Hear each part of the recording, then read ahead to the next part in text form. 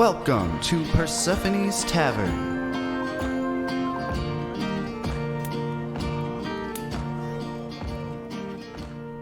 Welcome back to Ivola. I am your humble DM, Trevor Trent, joined as always. We have Hayden Poindexter, Galil Ormender, Austin Boyette, Grizzlebee Nick Lloyd, Yuriael Gloomraven, and Andrew Gogol. Asimir and All right, welcome back on this extremely hot effing day. We want to jump right back into a recap. Oh yeah, absolutely. Oh, German? You're Spanglish? Yes, he's multilingual. All right. not even single lingual. Last we left off, we returned to the party mid-hunt as they tracked a group of goblins that had brushed up against their camp, waking them early that morning. Tracking them was no issue, and Yuriael wasted no time in skulking after them and releasing an arrow preemptively. The goblins returned with a volley of their own, but in realizing that, their hail of arrows failed to kill their assailant. The goblins dispersed and the rest of the group gathered their bearings while Yuriael used his wind-like agility to dispatch the straggling goblins with ease. Yuriel's wounds were patched up by Krisk's healing powers and the group set off once more. They traveled along the eastern road for another day. Despite the nearly overgrown and forgotten state of the road, the horses followed their path in earnest, bringing the cart through the deforested region of the timber wastes and into the labyrinthine bluffs and pillars of the timber heights. Just as the dampening approach of twilight overtook their vision, the road brought them into a deep canyon called the Glitterscale Gorge, into a ravine crossing with a collapsed bridge. Beyond the impassable gap, the obscured forms of small bodies could be seen lying motionless on the ground. Sending a fire arrow across revealed the unmistakable forms of dead goblins and kobolds. Attributing this to a possible turf war between the two types of creature, the group set up a camp nearby to sleep. They would assess their options for progressing up the mountain in the morning. That night, Yuriael remained awake for a time to watch over the camp. As he did, he saw a strange, shapeless form moving among the dead warbands of goblins and kobolds. It seemed to move aimlessly among the dead, searching for something, but its gaze rose to meet Yuriel's. They stared at one another for a moment before the figure dissipated into the night like smoke. Beyond that unsettling encounter, the night passed without interruption. The next morning, thanks largely to a map that Asimir borrowed from the library in Dragon's Breath, they quickly learned of a secondary route through Grizzlebee Pass. The way would be too narrow for a wagon, but it bypassed the ravine to the south and promised to take them further up through the gorge. They decided to leave the wagon and lead the horses along the pass.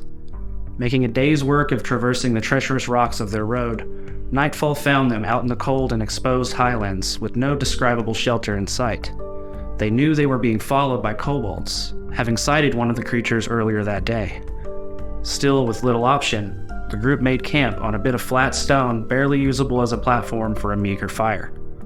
As they huddled for warmth, a faint glow of light could be seen over the crest of a low hill nearby. Yuriael went to investigate as everyone else tended to the camp. Over the hill, he found a small tear in the stone and a glowing goblin skull totem at its opening. Yuriael could see a shadow moving deeper into the hill. Assuming it were kobolds, he returned to tell the others. At the camp, a leisurely Krisk was quick to ask for more information that Yuriael couldn't provide, prompting him to move closer to the opening. But he could still only see the promise of an unexplored cave beyond the entries. Deciding against moving further, he returned to the others and revealed what he had found. Once again, he was prompted by Krisk to go back. Exasperated, Yuriael returned to the opening for a third time to press further inside. That's where we pick up. So, Yeah, it's like a getting to the point of planning ahead and discussing this. You've already seen Yuriael out plan. I feel like I'd go up there with you, but I'm not sneaky, so that's a risk I'm willing to take. I mean, I've told you that we've seen people in there, and that's just this long entrance. Obviously, there's going to be a band of them in there. I mean, and I can go sneak around and kill them all one by one if that's what y'all want. Nah, dude, I saw you with the other goblins. I wish there was a way to block in. It's obviously a kobold trap. Interesting. What we could do is take an oak from Goblin Slayer and make a giant fire at the entrance of this cave and try and smoke them out, but that would depend wholly on whether or not there's another exit for this cave or not. I say we just go kill them all. But, I mean, we may not be threatened at all. Yeah, we could. Yeah, alternatively, that's what we kind of landed on last time. Is these are just guys that live in a cave. Yeah, we're kind of just coming through here. Like We can't speak their language to negotiate anything. might just be best to like keep a guard up and skirt along. Yeah, which I think is what we had done this last time. All right, so I guess I'm going deep. So I guess you are going deeper. I feel like, I mean, there's no point in me staying hidden down in the camp, so Hold on. I could climb up to the top. did you want us to come? I'll say, I was gonna say for something. How's sparking a kobold be? Chris, obviously Yuriael isn't providing you with the information that you find suitable. He's been up there twice now. Why don't you accompany him to the top of the hill and take a look for yourself? I guess I'll have to. I guess I'll climb up the little face of the rock there. Yeah, I'll walk up to him, not sneakily or anything, and I'll say, well, Let's go. let's go. And do you have trouble seeing in the dark? No. It's nighttime right now, right? No. I feel like it was nighttime. Is it? Not worth in the it. cave? No, there's a light from a torch on the wall. That's skull totem. I want to extinguish every light I pass by I feel like Or are you going to extinguish it? with my hand. Oh, okay. So you just want to like take it off the wall or smash it or what? Yeah, just however the best way to like quickly put it out. I guess if I Go to the ground and stand up. yeah, take the torch out of the wall and just brush it into the ground until it goes out. All right. What do you do with the skull? throw it in a local shrub. The skull that's on top of it with the fire burning out of the eyes. Yeah. I take it off and I put it on the ground with care Okay. because I respect the dead. Is that it? Okay. All right. So you extinguish the first light and give me a perception check. It's traversing. Nat 20 plus 5. 18.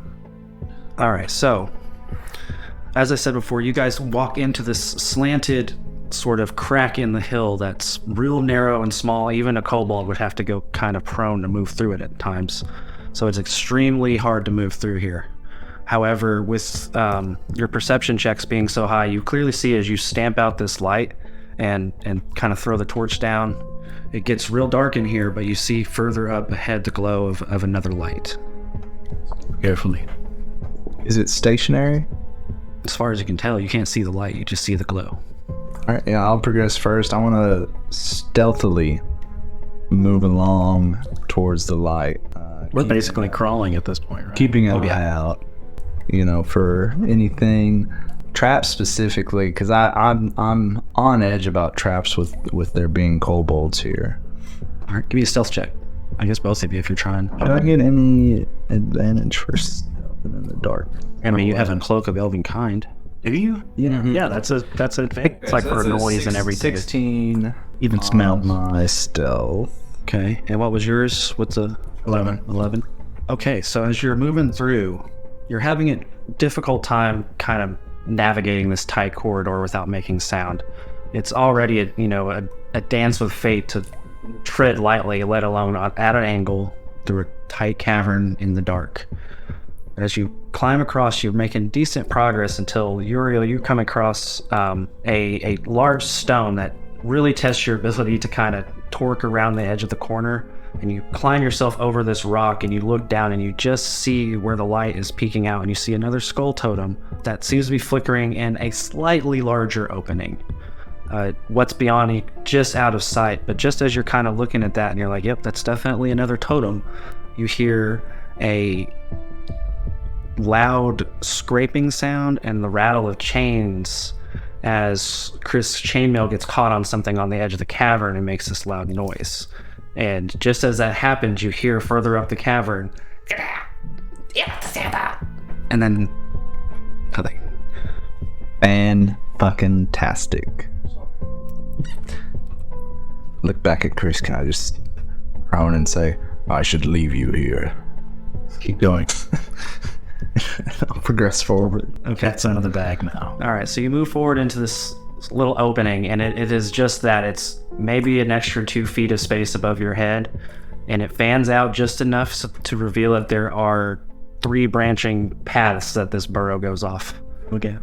Give me a perception or investigation check. So are we like on our knees at this point? Are we standing up in this antechamber kind of? I guess you're crouched down. It's still difficult terrain, essentially.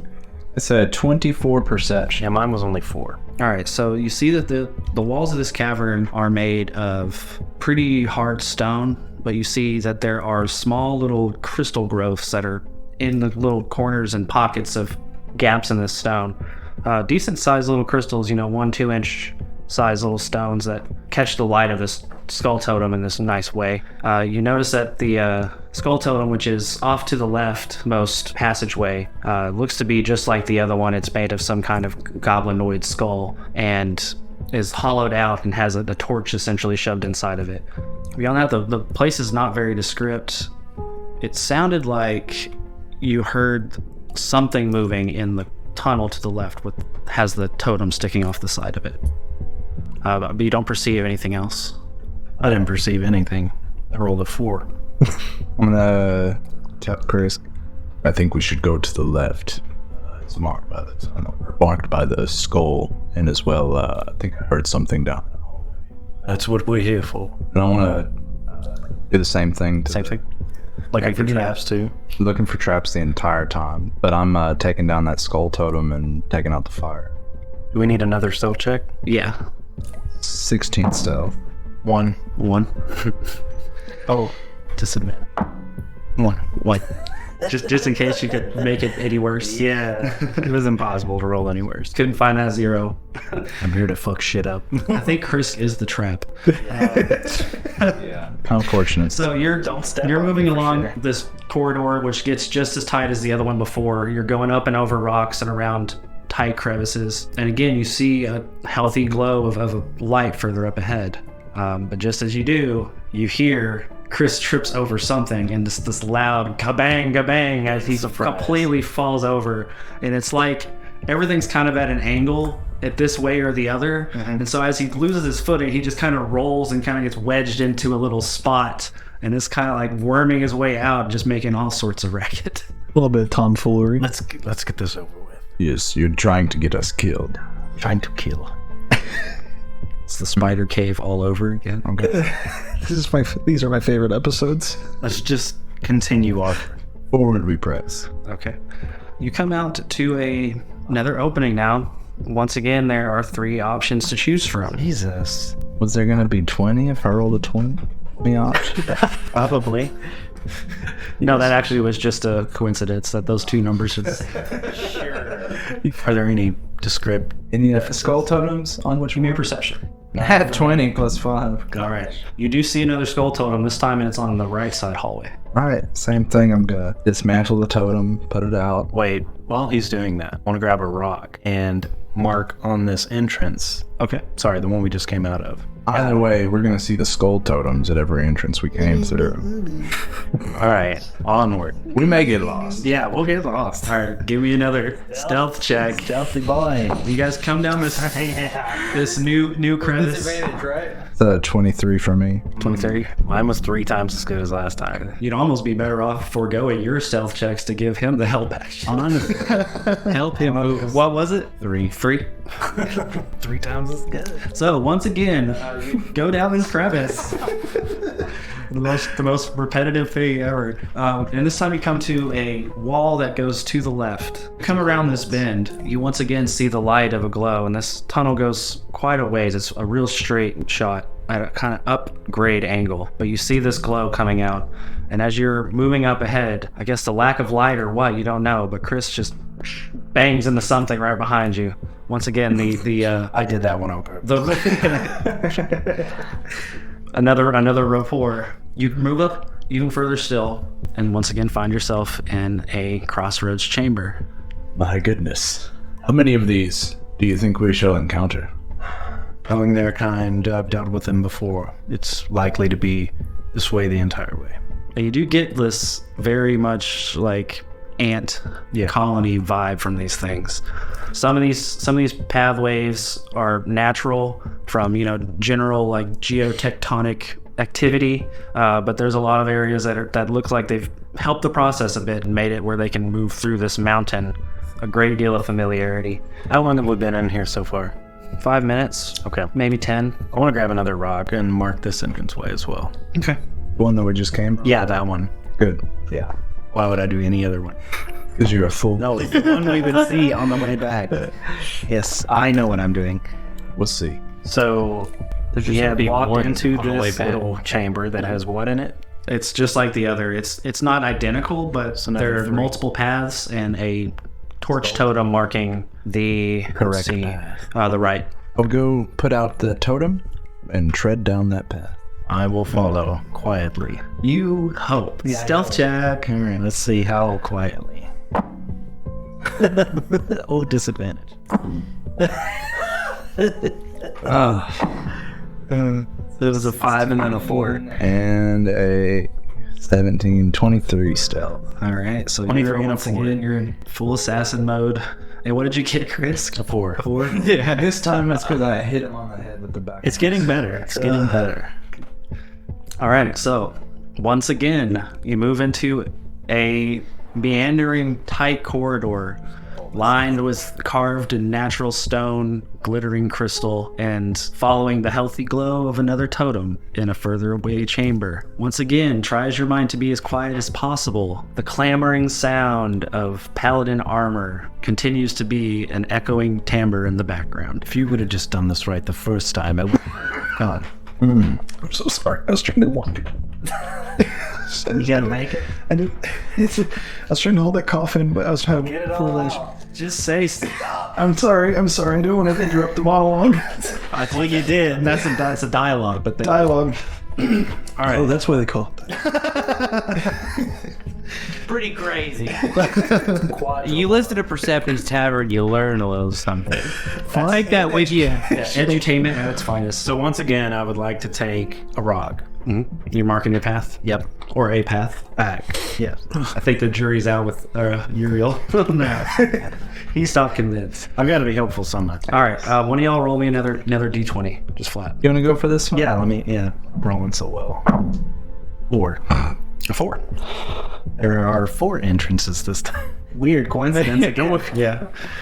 There are 3 exits to this chamber. A goblin totem on the left. Let's go that way.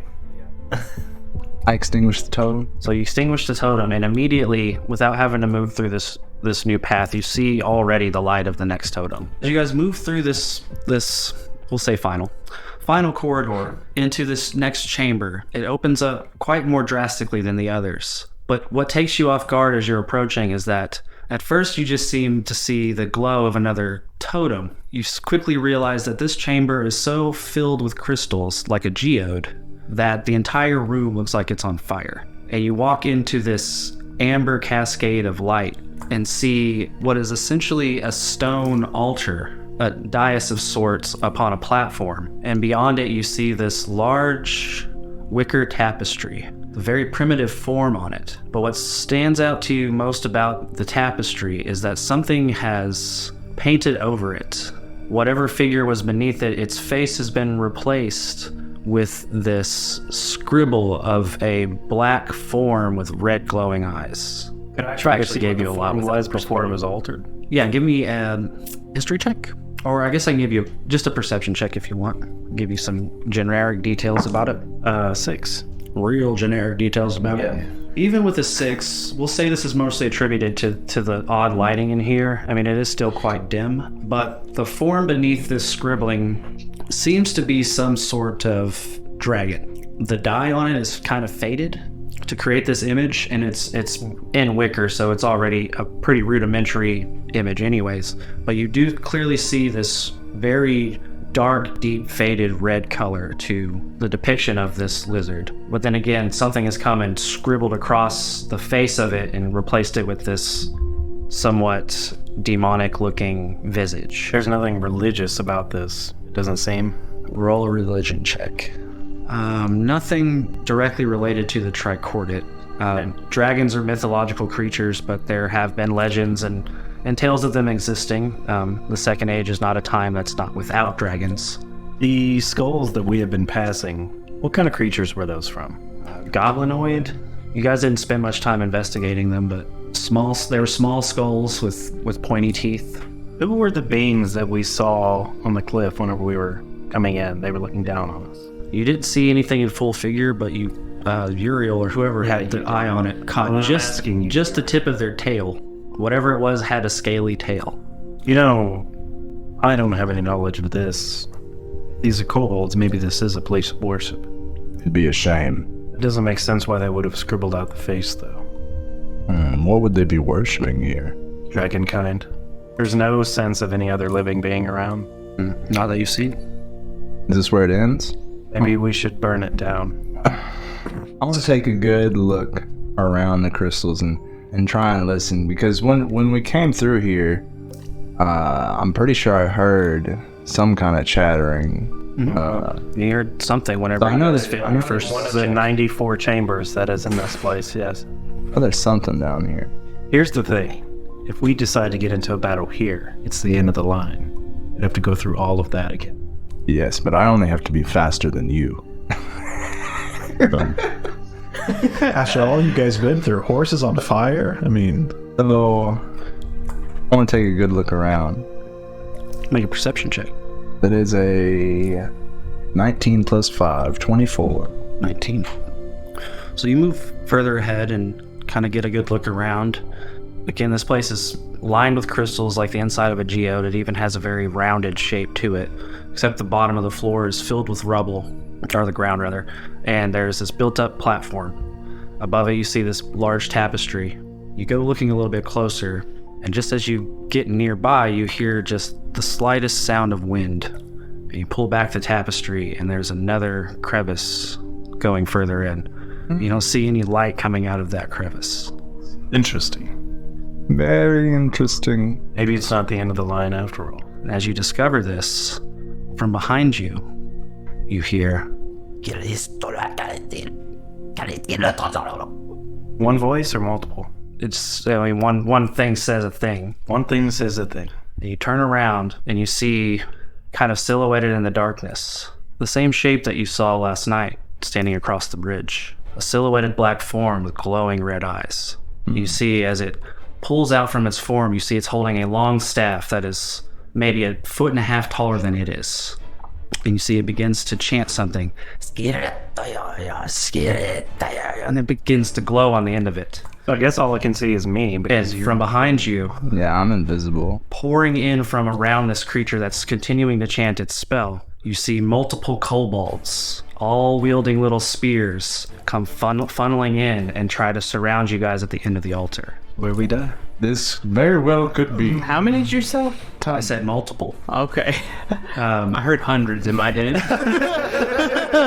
Shit, this is the goblins under the mountain. So Question. That little walkway, the access way that we found, how big is it? it's about like the others. It's kobold-sized entry. Let's funnel them. That way we don't get surrounded. Are we rolling initiative or do I have time to... Yeah, it's definitely roll initiative. God dang it. It's roll initiative. Back at camp, we got a nice fire going. so Galil, are you more of a tea or a coffee guy? Is it Coffee, strong coffee. No, there's a light from a totem and it's glowing like it's bright in here. I could see that. I mean, Oh, it's okay. fine. Well, I mean, it's somewhat dim, but it's because of all the light bouncing off the crystals, it's got like this low amber dim light throughout the whole chamber. And you clearly see 6 of these little kobolds come out, 3 on either side of you of the door, and then the one is still chanting on the end with its staff.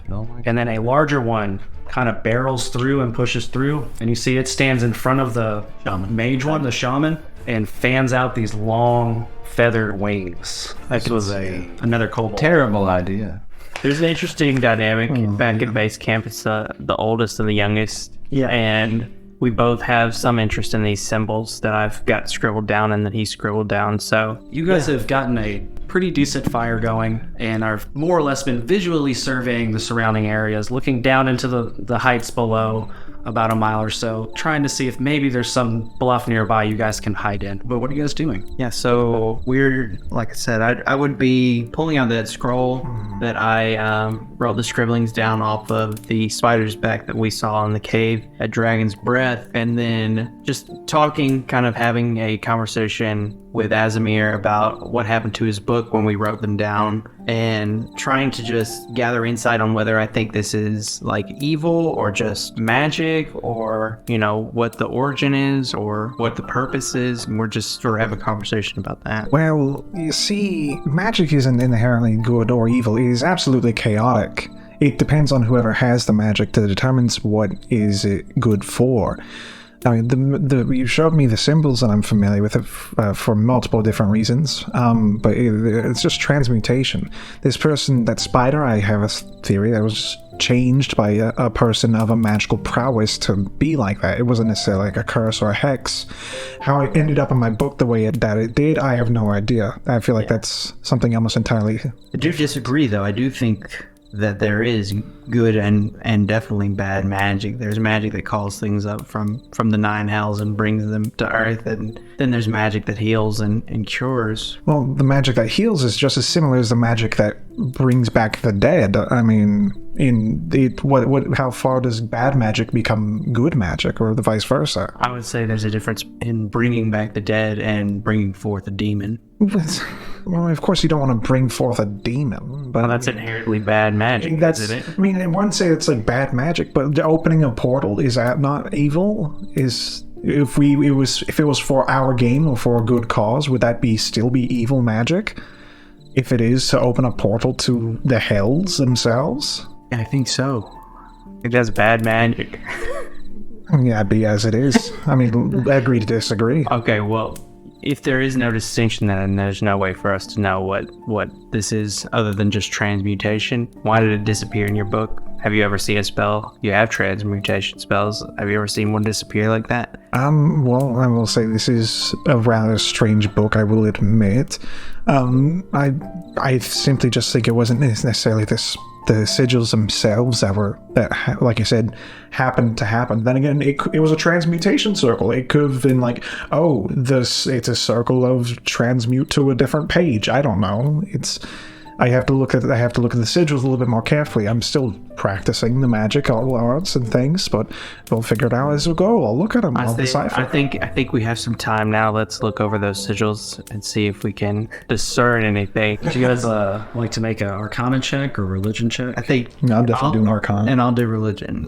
So I just open up the page. Don't worry about the stuff I wrote. Just look at the So circles. 12, it's more the same. You don't discern more from it than you did already. It's kind of got you stumped. It's whatever it is so weird looking that you've never seen it in any book. And you said they kind of appeared in a triangle where it was like the top was red, the left was green, and the right was blue. It was the colors, yes, but the symbols were just as you scribed them in the book originally. So if you had chose to do them side by side or vertically or however you arranged them in the book originally, the book merely seems to have absorbed it and then reappeared the information on a different page that it seemed to choose on its own. What was significant is, as you said, the colors red, green, and blue. To a religion, that kind of speaks to that also. Not only that, kind of the common colors of the trichordate. You seem to remember old religious stories of the ancient civilization that used to live here. Alexandria colonized this continent, but they weren't the first civilization to live here. Once, a long time ago, there was a group of people called the Eerie that called this place their home. And historians and archaeologists have uncovered little remnants and little glimpses of their lives, and you feel like you remember seeing something in an old religious scroll that could have linked back to the Ories as far as the origin of these characters. Well, whether it is good or evil, or even if that exists, this is rather old magic. I don't know who could still be practicing or using this kind of magic. I'm 400 years old and I'm barely even seeing the remnants of this. So it's a much ancient magic than what we're used to, I believe. Well, that makes me curious then. If it's much ancient, maybe it's worth digging up and figuring out. Well, I think we're going the right direction. I think Ahmed's Fine will offer us some answers, just because that's where those two guys that were controlling this thing were from. Well, I certainly indeed hope so, because call me interested. My curiosity has been piqued by this, especially given some circumstances. But yeah, no, I have some coffee in my bag if you want to just like warm one up with a little bit with some hot dogs or... Hot dogs. Coffee and hot dogs? I don't know, man. I'll just sit here by the fire. This guy knows how to camp. So we're gonna have some coffee and hot dogs. Should we cook some for the others, or should they just cook them for whenever they come Yeah, back? we should cook some. Mustard in my coffee. They should. That should be back. Custody, why not? It's your world. This is a fantasy role-playing game, after all. Where would you get mustard? So, as you guys continue to discuss these heady topics, and the smell of hot dog water wafts into the mountain air, Do you use the same water for coffee. No, you want to know? Well, you have to use every little bit of it. It's just a waste of resources otherwise. Coffee, hot dogs. I want to do that to somebody now. Make coffee for them with hot dog water. How will they do? They'll do that. They'll know. They know something's out. They just don't know what's Oh no, the first sip, can you imagine? It'd be like if somebody promised you biscuits and gravy, but And put ranch on it? I'm looking at you, Wendy's. sponsored by one. Anyways, meanwhile, back in the cave, They're just coping. Yuriael and Krisk has just been surrounded by a group of kobolds, led by some odd shamanistic-looking leader of theirs. At the top of the round, the kobold in the back, the shaman, still waving its wand around or its staff around. You see this glowing red light coming off the end of it. And let's see, Krisk was behind him while Yuriael was peeking behind the thing. So we'll say he points the wand or the staff at you. I keep calling it a wand. Right. And you see this red light shoot out of there in a long red beam. Disintegration. Does a 13 hit? No. Okay. So you see this beam glances off of your armor. You hear it searing against the metal, the cracking heat of the metal expanding. But it just glances off of you and misses. Neat. You see, it looks at you with glowing eyes and just kind of... I say, you cannot stop me. And then it brings us to the 6 kobolds that have surrounded you with their little spears. Oh, man. So now we can't even run. So I that's can't. 6th attack of opportunity. Zephyr Strike. Let's just say for simplicity, they're going to just straight up even up. 3 on Chris, 3 on Yuriael. First one, 19? Yes. 18. Yes. So 3 to connect on you for 15 damage total. Time to go. He's bloody. All right, the 3 on Yuriael. Oh, shit. Why would anybody? That was 3. Yeah. Yeah, I may be balancing these encounters for 4 people. I don't know. Why did you work in the near? I did not. I remember discussing skirting past. Okay, so 22? Yeah, that hits. Okay, 15? Yeah. And 9. No. Okay, so you took less damage, but you have less hit points, so it probably still hurts. I don't know, my con's pretty good. 11 total. All right, and then it goes to you the tank? Uriael, the red mask. It is your turn. mask. And you are getting stabbed with spears by little diminutive lizard men. Getting shitted. Into they can't surround us 1v1 and take them on. Okay. Since this is my first round in initiative, I get a little bit extra attack and some damage off. Was there any light coming from the cavern behind the tapestry? Not that you saw immediately, not close enough to notice. I'm definitely shooting for the shaman, so I'm going to try and attack the shaman. Okay. Also going to cast a Zephyr Strike. That is a bigger boy, too. All right. That's going to be a +7, 15 to hit. That is a miss. You see, you have him dead to rights in your sight. You shoot at him. He's still kind of in the throes of blasting Krisk with that ray. And you see that proximity of that winged kobold. He's right in the way. And you see with a flick of his wings, he just bounces that arrow off just trajectory just enough. Okay. This is the extra attack since it's first round of the initiative. It's going to be a 9 + 7, 16 to hit. Still, same thing. Misses. Wow. That winged kobold is screening well for his leader there. Okay. Just shy of the AC. Oh, he's screening them? I do ignore. So essentially, mechanically, he's got. Oh, you ignore I cover. ignore half cover and 3/4 cover. Both hit then. Sorry, I forgot about that. I forgot about sharpshooter. Okay. Oh, shit. Very nice. So those both hit. So then the first one, 17 damage. Okay. So yeah, you see he coils back in pain, barely holding on to his staff still. And then the second attack does a, I think, extra D8. Yeah. 14 + 3, 17 damage on the second. Second hit. So that was both attacks. Yeah. Finish him. Thank God. One in each eye. Okay. The wing guy's just like thinking he's doing a great job, and he just turns around and is like falls over. And falls on his staff. Nice. Very cool. That went from being not so cool to like awesome. Yeah. It went from being 0 cool. Sharp. Yeah, he had a bunch of spells and shit I was gonna do. I was about to say, did anyone else hear boss music? Not anymore. Enough. And then nice. Got Started a up bunch and of faded out. And then I'm gonna retreat into that little tunnel behind Yeah, it's difficult terrain, but you do go in there. I don't want Regular movement. I don't want to go too far down. I'll go like 45 feet, or well, I guess 30 feet since it's difficult terrain. Yeah, you just have half movement. That way I can leave some room for him. All right, that brings it to the winged guy who's, yeah, just like Chris said, is like, dodge, and then turns around and sees his master's just dead on the floor. He just kind of looks at you and screams out this, and he flies out the door. All right, bye. Oh No, he's Well, tries to. He starts crawling. Maybe they were worshiping this guy because he seems to match the description on the tapestry. I just realized you're gonna be able to have opportunity attacks. I just left you in the. And that brings it to, so you have 3 kobolds on you that haven't had a chance to react to the situation. Hey, please. You just saw Dead. Uriel drop that guy with 2 arrows and then turn into wind and blast through the tapestry. Can I try to read the general vibe in the room of the kobolds? Well, the winged kobold that blasted out of the room definitely looked afeared. Yeah. And the little ones? Nah, I mean, they haven't had a chance to react yet.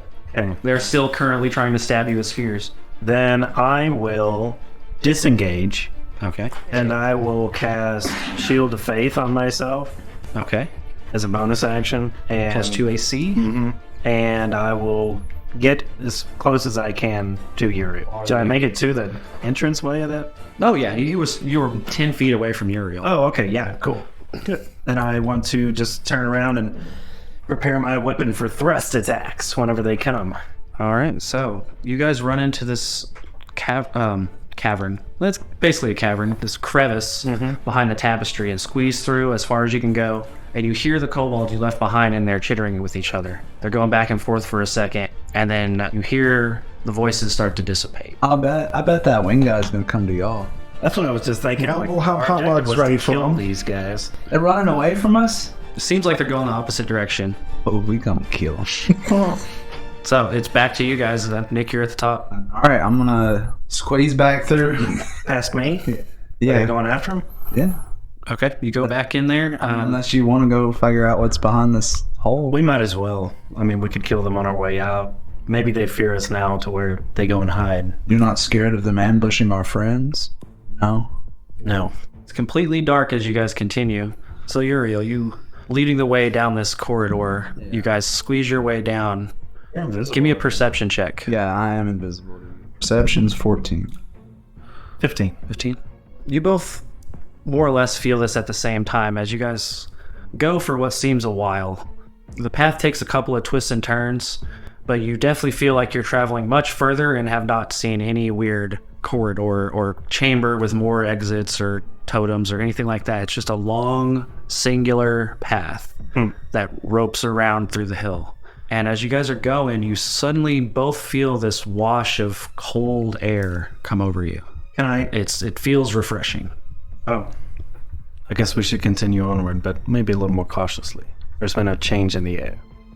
So you guys move very cautiously forward. You go a few hundred more feet and find yourselves back outside in the open air. And the crag breaks and you see stars all around you. And the slight silhouette of mountainous terrain seem to have reemerged somewhere in the gorge. So, I have an excellent memory for maps and geography, and I can always recall the general layouts of terrain, settlements, and other features around me. Could I perhaps use both the stars and the mountainous terrain to try to discern where we are? I think that's reasonable. Roll a survival with advantage. Like a background fee? What is it? Yeah. 17. So you're not sure of an exact location, but you are confident that you've actually arrived somewhere that's further up the mountain than where Grizzlebee Pass would have put you guys back out. You know that from where you are, you get a general sense that the road that you were originally following before the bridge was collapsed Would have ended up somewhere. was around here. somewhere around here, like within half a mile of here. The road is near. Well, getting the horses through these caves would be another matter. Yeah. However, I don't see any discernible path back towards where we were. Not immediately. The horses are You know, it's pitch black. You're just absorbing all this by starlight, even. Just want to backtrack. For the sake of brevity, you do have to backtrack through these burrows, and there were multiple chambers that you have to go back through. I don't know the shaman as well. Oh yeah. You want to backtrack? Give me a perception check as you guys come back into this crystal chamber. Okay, yeah, I got a 9. 9. So you find the corpse relatively easy. Through all of the intimidation effort there, only killed the shaman. Doing so was enough to scare off its subordinates. If you take out the leader.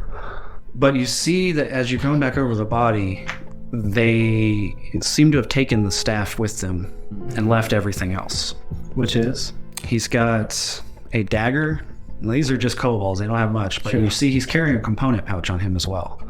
Just a small little leather, some kind of skin bag that he's got various things in. You're not really sure what spells he's casting.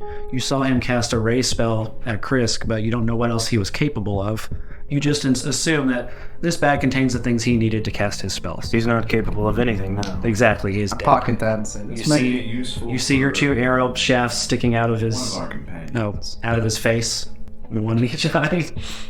Grab your arrows back. Yeah.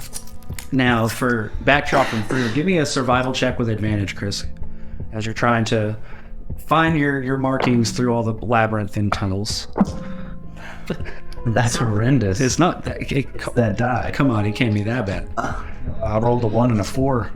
So it's a 7. I am gonna switch out these dice. I also don't trust Krisk, so I would like to see if I can find his markings. I'm not looking for the markings, I'm looking for the skull torches that I put out at. More than fine, you find all your goblin skulls along the way. Now, Can I say, see, you doofus?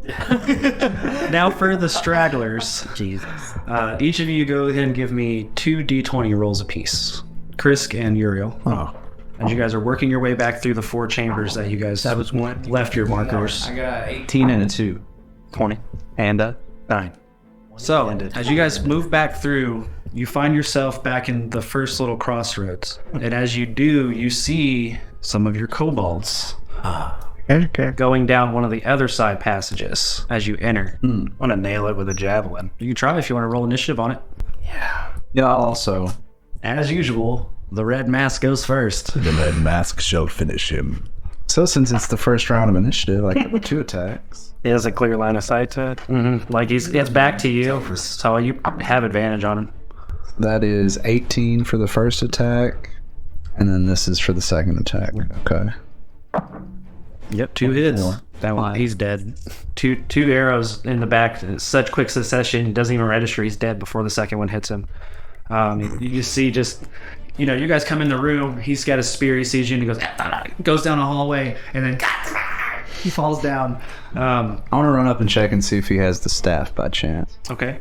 Bill's a big staff. He's only 15 feet away from you, and as you move up, before you make any other decisions, right as you crest into where you can see the hallway, you see the silhouette reptilian heads of more kobolds in that hallway about to exit. Jesus. You gonna hold the ground, stay the ground, or move anywhere else? Let's kill them. Let's. Yeah, I'll follow. Alright, I want to attempt to mimic their voice, just in a very hateful way. Can you do that? Give me a performance I shot. just gonna go. You speak, how will you speak Draconic? I got a 2. 2 on your Draconic check. Okay. So you just make some noise at him for your last 15 feet of movement. Yeah. And then on a 7, the kobolds, they just kind of like before, they scurry out of the hall in single file and surround Yuriael. Oh, I thought I intimidated them. They didn't understand me. Must be the accent. They can't all hit you. There's too many of them and not enough space around you. So 15, Yep. 13. Nope. Oh, sorry, 12. 16. And then for the last one, definitely a miss with 8. So 2 spear punctures.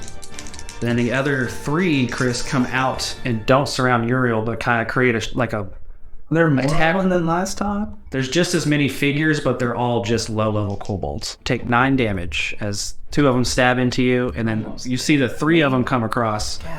And then let me roll for you, Krisk. Then on the last 3. 23 on the first one. Nat 20 on the second. God, when is it okay to fudge? 23 on the third one. So the one Chris 16 damage. Well, that is their turn, and it is now you, Krisk. Well, I'm down, so... Oh, you're down? Yeah. I forgot to heal myself. That's my fault. Oh, no, I'm at 1 HP. Yeah, you're half for it. Yeah. Well, yeah, you don't go down. Love that. They hurt the fuck out of you, but you just holding on to that orc anger inside of you, blood coming out of your wounds. You look with blurry vision at what's ahead of you. I'm seeing red.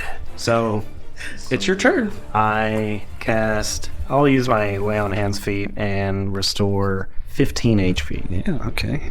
I'm at 16. Is that an action, bonus action? It is an action, Unfortunate. But at least you're not dying. Let's see. Presently. Do anything else. Because you start fucking up some kobolds. Are they all grouped together? Not really. You've got 4 that are like basically on the cardinal directions around you, and I forgot to give them pack tactics, and I'm just not going to because I'm already fucking you guys up. So you got 4 around you, and then 3 of them are on Krisk, basically separating you. That's fair. Okay. So Yuriel, back to you. I am casting Zephyr Strike now. Okay. That is a surety.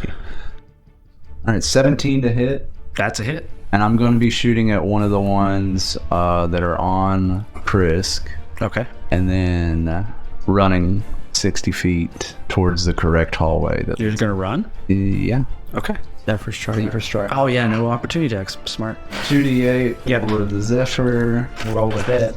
9 plus 3, 12 damage. All right, that one goes down in an absolute bloody wreck. That's got force damage on it. Yeah, I'd like to pop its head. Absolutely.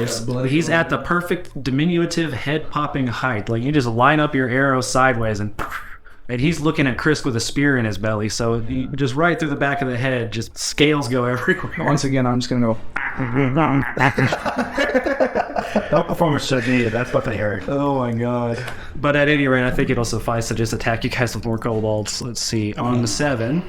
Well, I'm getting 60 feet away. Yeah, you're gone. Krisk has now got 6 kobolds around One him. less. The first attack on Krisk is a miss at a 8. Second one is an 11. 9. See, it's rolling bad. Oh, 22.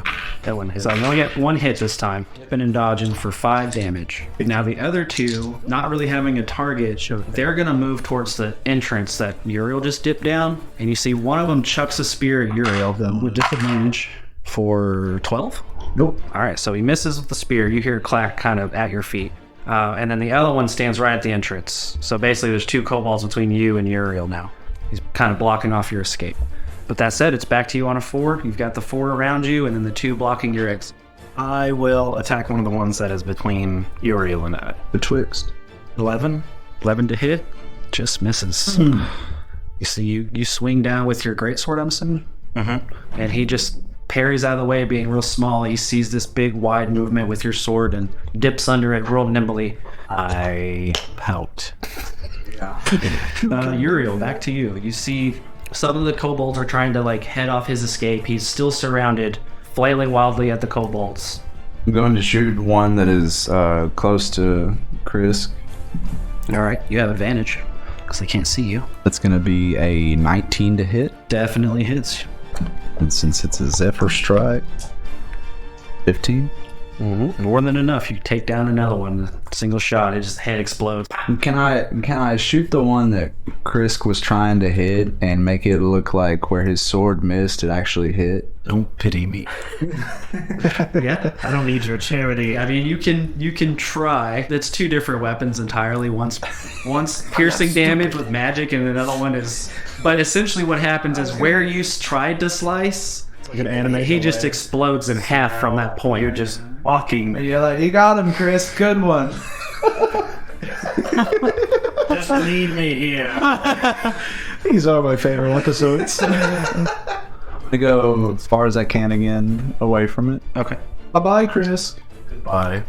That's all I am. And that's what I am on turn. All right. So you see another one explodes. There's still 5 left, and it is their turn. 9, 13, Miss. nat 1. He drops his spear. 20. How many rolls was that? 4? Yep. 16. Miss. What effect? Hey, not bad. Shield of Faith. When I roll bad, these things don't seem so tough. 5 more damage from that volley. It's your turn, Krisk. Are you leaving? Not completely, but I am He's still taking pot shots down the hallway, but each turn, his voice gets further away. Yeah, I'm on There's to- still one that's just blocking the hall, and then the 4 on you. Swing my great sword. All right, I'll swing it at any of them. that's fine. Roll attack. All of them. nice. Vintage. All right, roll damage. A 20. All right. Yeah, you absolutely annihilate it. Good. Cleaved. I would say you sliced it in half, but you hit it with such force and damage that you definitely just dismembered it. With that, though, you basically... I mean, there's an avenue for which you can move forward. Yeah. You'd still possibly proc attacks from the other ones, but you could get out of this huddle you're in. There is an opening now. No, I stand my ground. Okay, good man. All right, that brings it back to Nick. I'm just gonna get more attacks sooner if I run.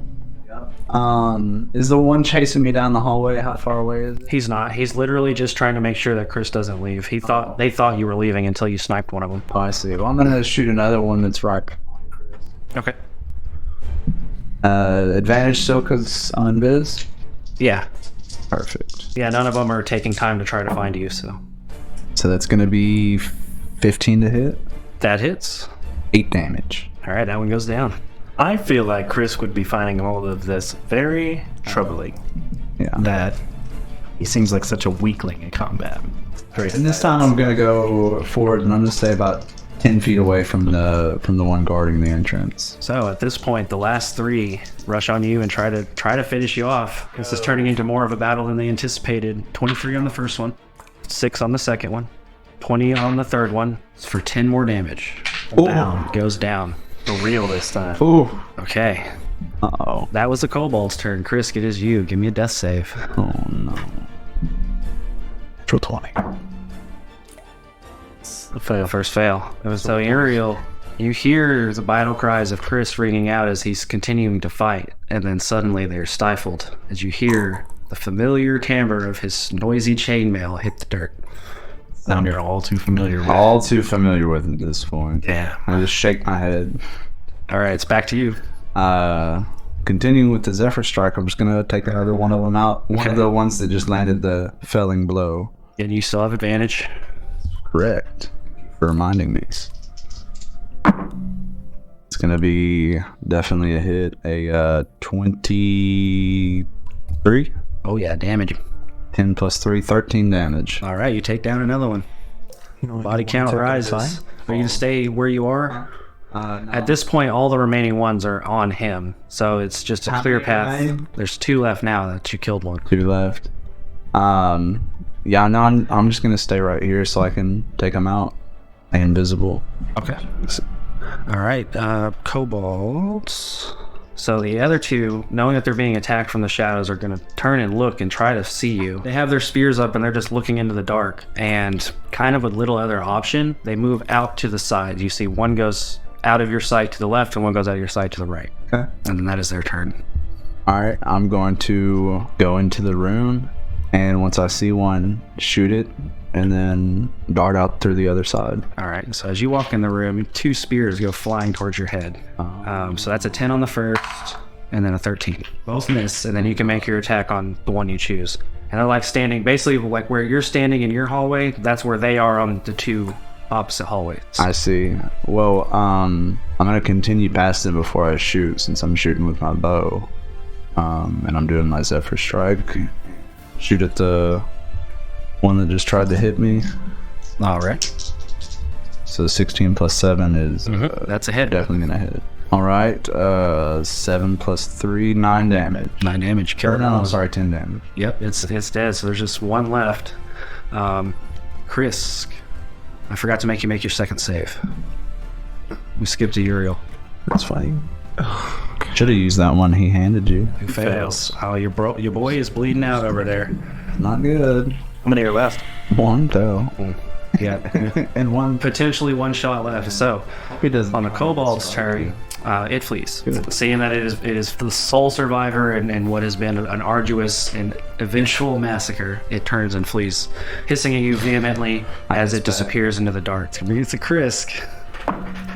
Oh no, dude. He crit failed. Nuh-uh. No, I didn't. That's a 2. It's Still. dead. What the fuck? No way. You see from behind you, I knew I should have gone with mine. you hear Chris gasping for breath, and with a final choking cough. Curse my god. Curse my God. Right before I was supposed to go to heaven. Oh my god. The life leaves him. I don't like this episode anymore. Oh, fuck. Nobody liked him anyways. No, you shut your whore mouth. Krisk was amazing. I sprint to his side and am attempting to give him some kind of CPR, some kind of aid. That's futile at this point. With grim echoes of your encounter with the giant spider back at Dragon's Breath, you try as your might to resuscitate him with CPR. Only this time, the wounds are too grave. I'm gonna borrow this beach. Yuriael, what would you like to do? I'm not very strong, so to be able to bring his body back, which I'm going to, I'm not. I mean, you've done it before. I'm going to strip him of his armor so I can actually carry him. The whole time, Less than an hour. tears. I'm like, you never even paid me. Paid you for what? As you doff his armor to make him lighter to transport him, you see his holy symbol fall. That was a symbol of Alexandria, wasn't it? Mm-hmm. Just something that he kept around his neck, beneath his armor. For the children. For the children. Yuriael is just, he's seen death before many a times, but he was growing quite fond of Krisk and their little back and forth, and he did bully him a little bit. He's having some retrospect on this now. He should have, instead of pointing out how useless he was, should have helped him become more useful. Same realization to it. Holding back tears, dragging you out of this cave. So, back at the camp. Yeah, I'm so glad we have these 4 hot dogs ready. Perfectly crafted from mini lizard. Back at the camp, you guys have been waiting on Krisk and Yuriael's scouting mission for well over an hour now. I mean, they're fine, right? They've done this before.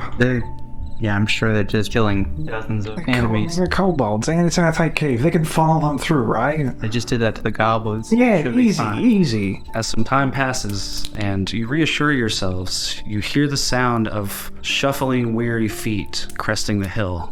You can hear them coming. Only rather than 2 sets of feet, you hear just one and see the silhouette of Yuriael the Red Mask carrying a lifeless, stripped Krisk Tarkus as he lays him down by the campfire. That is where we're going to end our session.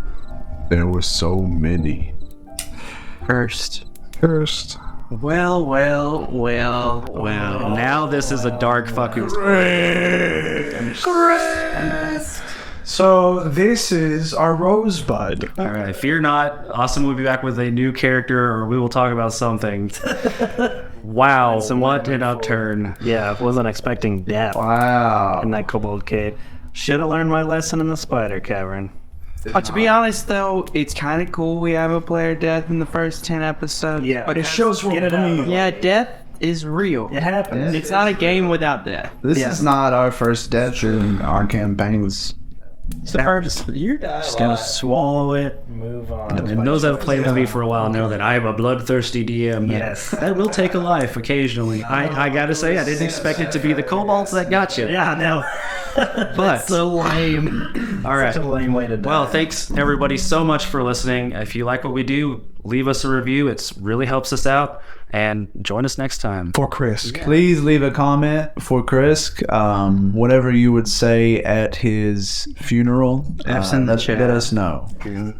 A eulogy for the children. Krisk says nothing. F for the children. For the children. Thank you. Bye-bye. Adventures with friends old and young. So come raise your glass to the heroes so bold. Persephone's Tavern, where legends are told.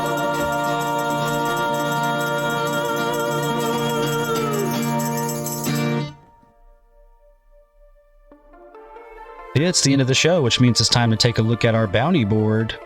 This week we have Radical Toaster, Krinko, Poin Sucks at Games, 3 kobolds in a trench coat wanted for selling illegal flying potions at the gate to Dragon's Breath, asking for 50 gold pieces per kobold upon capture, plus a 50 gold bonus if you can get the set. That's all this week, but a humble thanks to all of our patrons for their continued support. If you would like to support the show and hear your name on the bounty board, find us at patreon.com/Persephone's Tavern to learn more. Thanks, guys. See you next time. Cool to the home. That's your cruise. California.